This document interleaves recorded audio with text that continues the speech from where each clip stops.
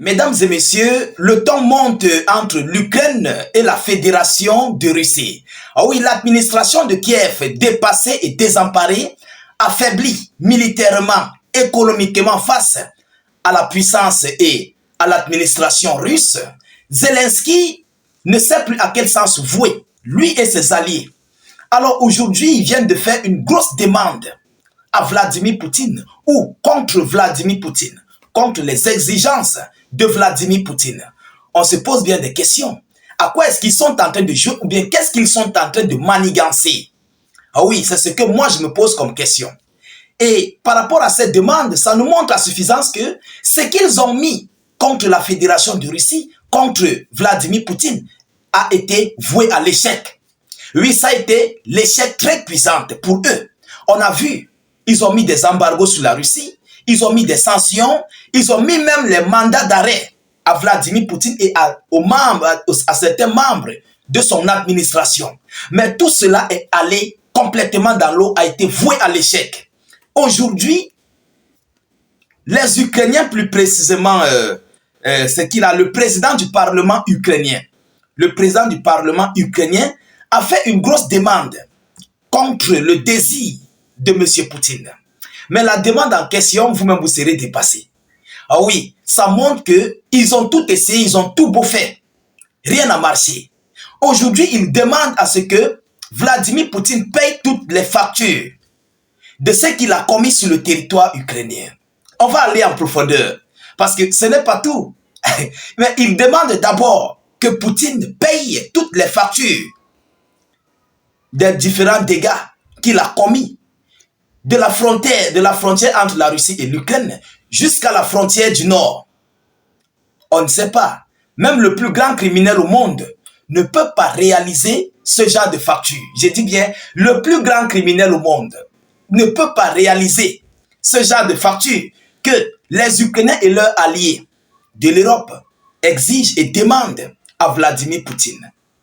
Oui, là, on va d'abord s'arrêter là. Je vous prie de mettre beaucoup de j'aime et surtout de partager au maximum la vidéoconférence. Nous allons entrer en profondeur.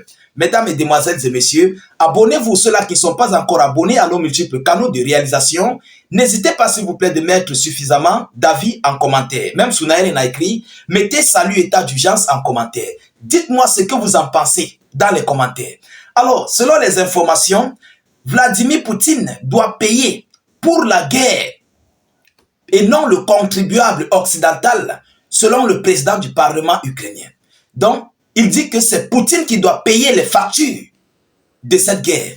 Nous avons vu des centrales électriques sont allées en fumée, des milliers de repos éternels sont allés en fumée. Nous avons vu des civils, des balles perdues qui les ont pris, ils sont allés au repos éternel. Les militaires sont allés au repos éternel, des multiples dégâts. Les immeubles civils, tout cela, vous connaissez. Alors, est-ce que c'est Poutine qui va réaliser ça?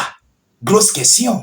Mais avec qui ils sont en train de jouer? Mesdames, Mesdemoiselles et Messieurs, on va aller dans les profondeurs. Il s'agit de Ruslan Stefanchuk, le président de la Rada, le Parlement ukrainien, s'est adressé au sommet des présidents de Parlement réunis au Conseil de l'Europe. Il dit, je cite, Vladimir Poutine doit payer lui-même la facture de la guerre qu'il a déclenchée qu'il a déclenché et non le contribuable européen ou américain. Donc, il est hors de question que ce sont les caisses européennes ou américaines qui partent réparer l'Ukraine, qui partent travailler sur l'Ukraine. Lui, il ne veut pas. Il dit que c'est Poutine qui doit réaliser ces factures. Mais de qui se moque-t-on? Qui est garçon pour aller arrêter Vladimir Poutine où il se trouve pour payer les factures?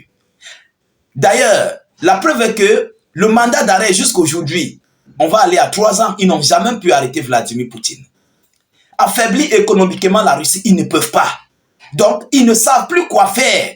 Jusqu'à créer, ils sont entrés dans des systèmes, mais pour créer des choses, pour infliger à M. Poutine de payer les factures.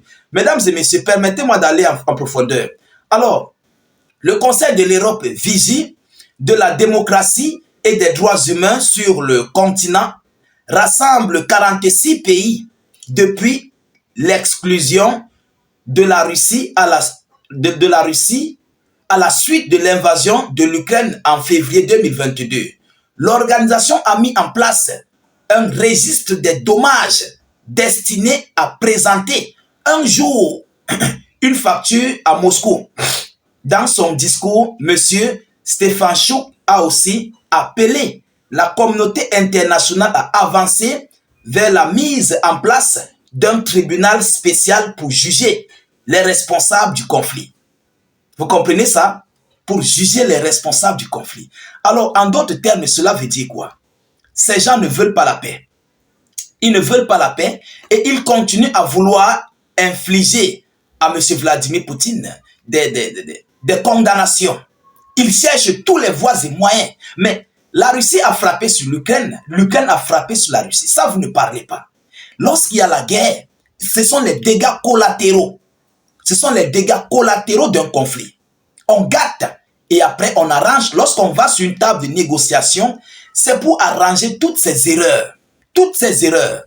Vous comprenez? Lorsqu'on doit mettre terme à la guerre, c'est pour supprimer, pour bannir tout ça.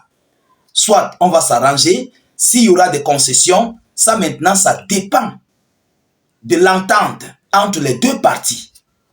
Je ne sais pas si... Bon, l'Ukraine aussi a frappé en Russie. Ils ont créé des dégâts. Ils ont fait des choses en Russie. Des sites pétroliers sont allés en fumée. Mais est-ce que l'Ukraine aussi serait capable de rembourser ça? Grosse question. Grosse question. Ah oui, il y a des civils qui sont allés au repos éternel à Koursk. Ils ont violé les territoires russes à Koursk. La Russie aussi a violé les territoires ukrainiens et ils se sont emparés des localités ukrainiennes. Donc c'est le conflit. En d'autres termes, c'est le conflit. Lorsqu'il y a conflit, ce sont les dommages collatéraux. Vous ne pouvez pas vous en passer. Ah oui, mesdames et messieurs. Donc lorsque nous les voyons, ils sont en train de pleurnicher. Ils pleurnichent. Juste pourquoi? Ils le font pourquoi? Juste pour essayer de brouiller les négociations de paix. Parce qu'ils sont en position de faiblesse. Ils veulent allonger ce conflit. Voilà la réelle chose. Ils veulent allonger ce conflit, mieux se préparer, mieux préparer l'Ukraine et mieux coordonner leurs opérations, que ce soit administratif ou militaire. Et puis revenir sur la table des négociations pour forcer la Russie à genoux. Est-ce que vous comprenez? C'est ça en fait leur jeu. C'est ça leur jeu. Parce que la CPI est là. C'est la CPI qui doit se charger de ça. Vous avez pris, envoyé à la CPI.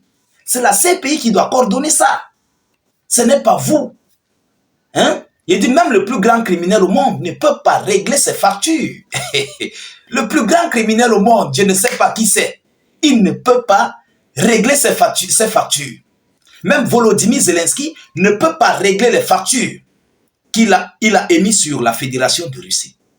Alors, mesdames et demoiselles et messieurs, voilà ici ce que le Parlement ukrainien demande à Vladimir Poutine de faire.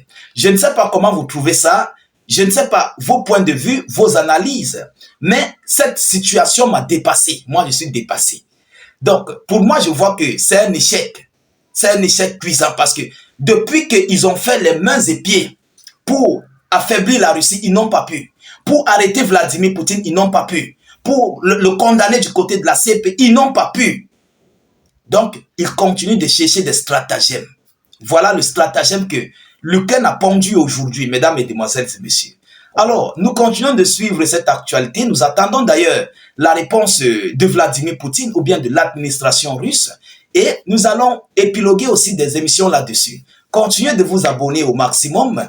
Mettez vos avis en commentaire. N'hésitez non plus, s'il vous plaît, de mettre suffisamment de j'aime et beaucoup de cœur.